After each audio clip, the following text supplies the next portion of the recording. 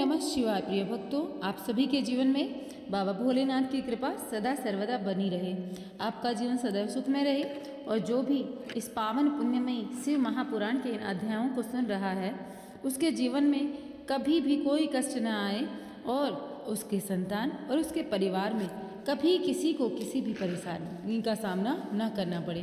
तो चलिए शुरू करते हैं इसी कामना के साथ में, बाबा भोलेनाथ से इसी निवेदन के साथ में आज का यह पावन और पुण्यमय अध्याय। तो आज के अध्याय में हम सुनेंगे प्रथम गणों सहित वीरभद्र और महाकाली का दक्ष यज्ञ विध्वंस के लिए प्रस्थान, दक्ष तथा देवताओं का अपशकुन और उत्पात सूचक लक्षणों का दर्शन एवं भय होना। ब्रह्मा जी कहते हैं, नारद महेश्वर के इस वचन को आदरपूर्वक सुनकर वीरभद्र बहुत संतुष्ट हुए। उन्होंने महेश्वर को प्रणाम किया। तत्पश्चात उन देवादिदेव सूली की उपयुक्त आज्ञा को सिरोधार्य करके वीरभद्र वहां से शीघ्र ही दक्ष के यज्ञ मंडप की ओर चले। भगवान शिव ने केवल शोभा के लिए उनके साथ करोड़ों महावीर गणों को भेज दिया जो प्रलय अग्नि के समान तेजस्वी थे। वे कौतूहलकारी प्रबल वीर प्रथम गण वीरभद्र के आगे और पीछे भी चल रहे थे। काल के भी काल भगवान रुद्र के वीरभद्र सहित जो लाखों पार्षद गण थे उन सबका स्वरूप रुद्र के समान ही था। उन गणों के साथ महात्मा वीरभद्र भगवान शिव के समान ही वेशभूषा धारण किए रथ पर बैठकर यात्रा कर रहे थे। उनके एक सहस्त्र भुजाएं थी, शरीर में नागराज लिपटे थे। वीरभद्र बड़े प्रबल और भयंकर दिखाई देते थे। उनका रथ बहुत विशाल था, उसमें 10,000 सिंह जोते जाते थे जो प्रयत्नपूर्वक उस रथ को खींचते थे। उसी प्रकार बहुत से प्रबल सिंह, शार्दुल, मगर, मत्स्य और सहस्त्रों हाथी उस रथ के पार्श्व भाग की रक्षा करते थे। काली, कात्यायनी, ईशानी, चामुंडा, मुंडमर्दिनी, भद्रकाली, भद्रा, त्वरिता व वैष्णवी, इन नव दुर्गाओं के साथ समस्त भूतगणों के साथ महाकाली दक्ष का विनाश करने के लिए चली। डाकिनी, शाकिनी, भूत, प्रमथ, गुह्य, कुष्मांड, प्रपट, चटक, ब्रह्म राक्षस, भैरव तथा क्षेत्रपाल आदि ये सभी वीर भगवान शिव की आज्ञा का पालन एवं दक्ष की यज्ञ का विनाश करने के लिए तुरंत चल दिए। इनके सिवा 64 गणों के साथ योगिनियों का मंडल भी सहसा कुपित हो दक्ष यज्ञ का विनाश करने के लिए वहां से प्रस्थित हुआ। इस प्रकार कोटि कोटि गण एवं विभिन्न प्रकार के गणाधीश वीरभद्र के साथ चले। उस समय भेड़ियों की गंभीर ध्वनि होने लगी, नाना प्रकार के शब्द करने वाले शंख बज उठे, भिन्न भिन्न प्रकार की सींगें बजने लगी। महामुने सेना सहित वीरभद्र की यात्रा के समय वहां बहुत से सुखद शकुन होने लगे।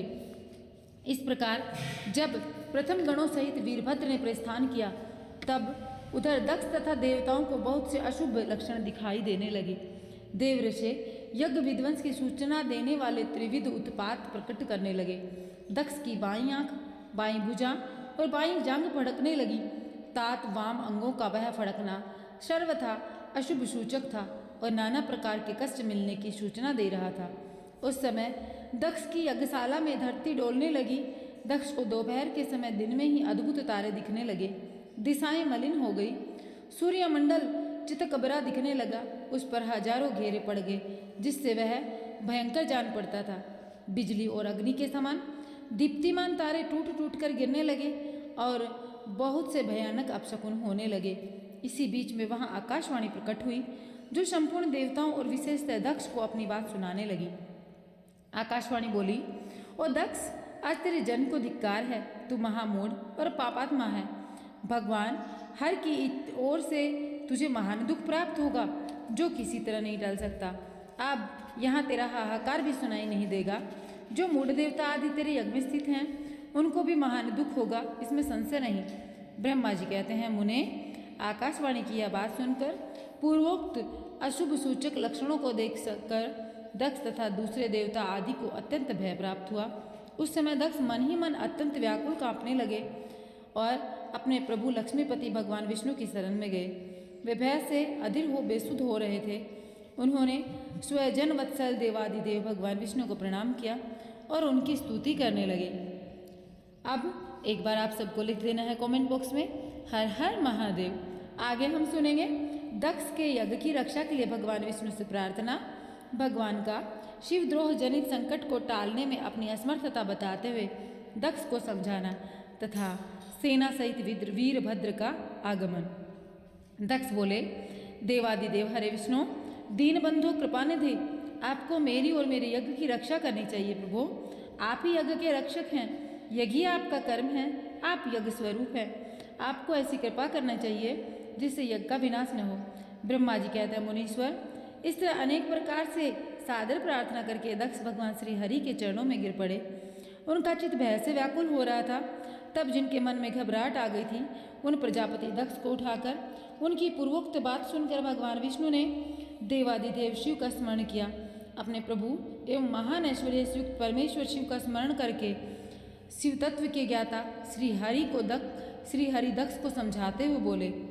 श्री हरि ने कहा, दक्ष, मैं तुमसे तत्व की बात बता रहा हूँ, तुम मेरी बात ध्यान लगाकर सुनना।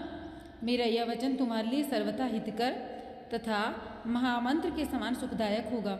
दक्ष, तुम्हें इस तत्व का ज्ञान नहीं है, इसलिए तुमने सबके अधिपति परमात्मा शंकर की अवहेलना की है। ईश्वर की अवहेलना से सारा कार्य सर्वथा निसफल हो जाता है। केवल इतना ही नहीं, पग पग पर विपत्ति भी आती है। जहाँ अपूज्य पुरुषों की पूजा होती है और पूजनीय पुरुष की पूजा नहीं की जाती, वहाँ दरिद्रता, मृत्यु तथा भय, ये 3 संकट अवश्य पदार्थ हैं। इसलिए संपूर्ण प्रयत्न से तुम्हें भगवान वृषभध्वज का सम्मान करना चाहिए। महेश्वर का अपमान करने से ही तुम्हारे ऊपर महान भय उत्पन्न हुआ है।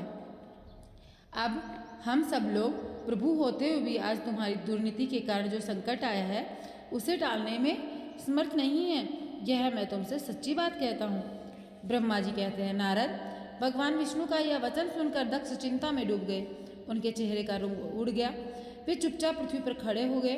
इसी समय भगवान रुद्र के भेजे हुए गणनायक वीरभद्र अपनी सेना के साथ यज्ञ स्थल में जा पहुँचे। वे सब के सब बड़े सूरवीर, निर्भय तथा रुद्र के समान ही पराक्रमी थे। भगवान शंकर की आज्ञा से आए हुए उन गणों की गणना असंभव थी। वे शिरोमणि रुद्र सैनिक जोर जोर से सिंहनाद करने लगे। उनके उस जोर जोर से सिंहनाद के कारण तीनों लोक गूंज उठे। आकाश धूल से ढक गया, दिशाएं अंधकार से आवृत हो गई। 7 द्वीपों से युक्त पृथ्वी अत्यंत भय से व्याकुल हो पर्वत, वन और काननों सहित कांपने लगी तथा संपूर्ण समुद्रों में ज्वार आ गया। इस प्रकार समस्त लोकों का विनाश करने में समर्थ उस विशाल सेना को देखकर समस्त देवता आदि चकित हो गए। सेना के उद्योग को देखकर दक्ष के मुंह से खून निकल आया। वे अपनी स्त्री को साथ में लेकर के भगवान विष्णु के चरणों में दंड की भांति गिर पड़े और इस प्रकार बोले। दक्ष ने कहा, विष्णु महाप्रभु, आपके बल से ही मैंने इस महान यज्ञ का आरंभ किया। सत्कर्म की सिद्धि के लिए आप ही प्रमाण माने गए। विष्णु, आप कर्मों के साक्षी, यज्ञों के प्रतिपालक हैं। महाप्रभु, आप वेद उक्त धर्म तथा ब्रह्मा जी के रक्षक हैं। अतः प्रभु, आपको मेरे इस यज्ञ की रक्षा करनी चाहिए, क्योंकि आप सबके प्रभु हैं। ब्रह्मा जी कहते हैं, दक्ष की अत्यंत दीनतापूर्ण बात सुनकर भगवान विष्णु उस समय शिव तत्व से विमुख हुए दक्ष को समझाने के लिए इस प्रकार बोले। श्री विष्णु ने कहा, दक्ष, इसमें संदेह नहीं कि मुझे तुम्हारे यज्ञ की रक्षा करनी चाहिए, क्योंकि धर्म परिपालन विषयक जो मेरी सत्य प्रतिज्ञा है वह सर्वत्र विख्यात है। परंतु दक्ष, मैं जो कुछ कहता हूँ उसे तुम सुनो। इस समय अपनी क्रूरतापूर्ण बुद्धि को त्याग दो। देवताओं के क्षेत्र नैमिषारण्य में जो अद्भुत घटना घटित हुई उसका तुम्हें स्मरण नहीं हो रहा? क्या तुम अपनी कुबुद्धि के कारण उसे भूल गए? यहाँ कौन भगवान रुद्र के कोप से तुम्हारी रक्षा करने में समर्थ है? दक्ष, तुम्हारी रक्षा किसको अभिमत नहीं है, परंतु जो तुम्हारी रक्षा करने को उद्धत होता है वह अपनी दुर्बुद्धि का ही परिचय देता है। दुर्मते, क्या कर्म है और क्या अकर्म, इसे तुम नहीं समझ पा रहे हो। केवल कर्म ही कभी कुछ करने में समर्थ नहीं हो सकता। जिसके सहयोग से कर्म में कुछ करने की सामर्थ्य आती है उसी को तुम स्वकर्म समझो। भगवान शिव के बिना दूसरा कोई कर्म में कल्याण करने की शक्ति देने वाला नहीं है। जो शांत हो, ईश्वर में मन लगाकर उसकी भक्ति पूर्वक कार्य करता है, उसी को भगवान शिव तत्काल उस कर्म का फल देते हैं।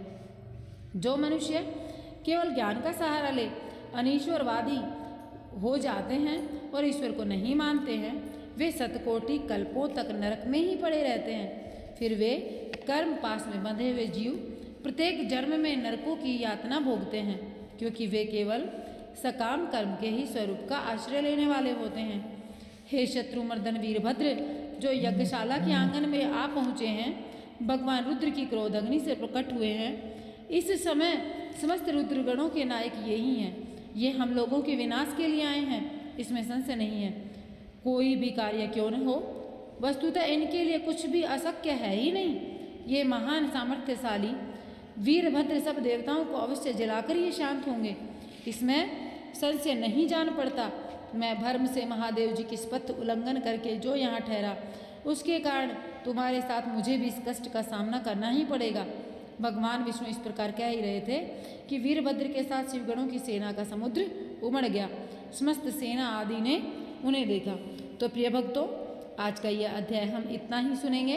अगले अध्याय में हम सुनेंगे देवताओं का पलायन, इंद्र आदि के पूछने पर बृहस्पति का रुद्रदेव की अजयता बताना, वीरभद्र का देवताओं को युद्ध के लिए ललकारना और श्री विष्णु और वीरभद्र की बातचीत तथा विष्णु आदि का अपने लोक में जाना एवं दक्ष और यज्ञ का विनाश करके वीरभद्र का कैलाश पर्वत को वापस लौटना। तो अगले अध्याय को सुनने के लिए आपको चैनल को सब्सक्राइब करना है, वीडियो को लाइक करना है और कमेंट बॉक्स में लिखना है ओम नमः शिवाय, हर हर महादेव।